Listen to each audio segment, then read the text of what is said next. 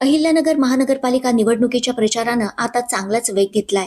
प्रभाग क्रमांक 8 क चे उमेदवार बाबासाहेब नागरगोजे यांच्यासह युतीच्या उमेदवारांची प्रचार रॅली बोले गावातील हनुमान मंदिरापासून ढोल ताशांचा गजर आणि फटाक्यांच्या आतिषबाजीत सुरू करण्यात आली. माजी खासदार सुजय विखे आणि आमदार संग्राम जगताप यांच्यासह मान्यवर या रॅलीत सहभागी झाले होते. जो देव देश धर्माचा सेवक तोच आपला नगरसेवक या विचाराची सत्ता महापालिकेत येणार असून युतीच्या उमेदवारांना निवडून द्यावं असं आवाहन यावेळी आमदार संग्राम जगताप यांनी केलंय. माजी खासदार सुजय विखे यांनीही युतीला निवडून देण्याचं आवाहन नागरिकांना केलंय.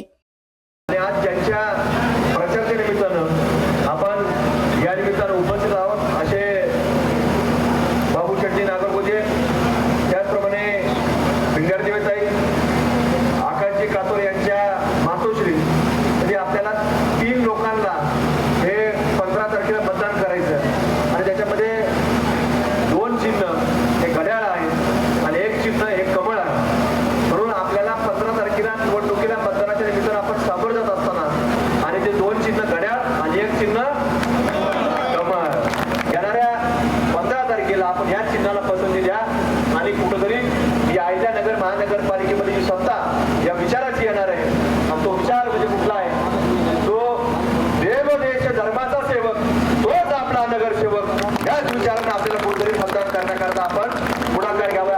आणि हा परिसर हा सदैव भैया आणि माझा बालेकिल्ला राहिलेला आहे. 15 तारखेला मतदान झाल्यानंतर 16 तारखेला 55 पेक्षा जास्त जागेवर भारतीय जनता पार्टी राष्ट्रवादी काँग्रेसचे उमेदवार निवडून आले. कुमार भाऊ या ठिकाणी बिनविरोध नगरसेवक निवडून आले आणि आमचे कातवारेताई असतील, भिंगार देवेताई असतील, नागरगोजे शेठ असतील, या तिन्ही उमेदवारांना आपण या प्रभागामधून संपूर्ण सत्ता प्रभागामधला ऐतिहासिक निकाल आणि ऐतिहासिक मताधिक्य हे प्रभाग 8 मध्ये मिळाल्याशिवाय राहणार नाही, हा विश्वास मी या ठिकाणी व्यक्त करतो.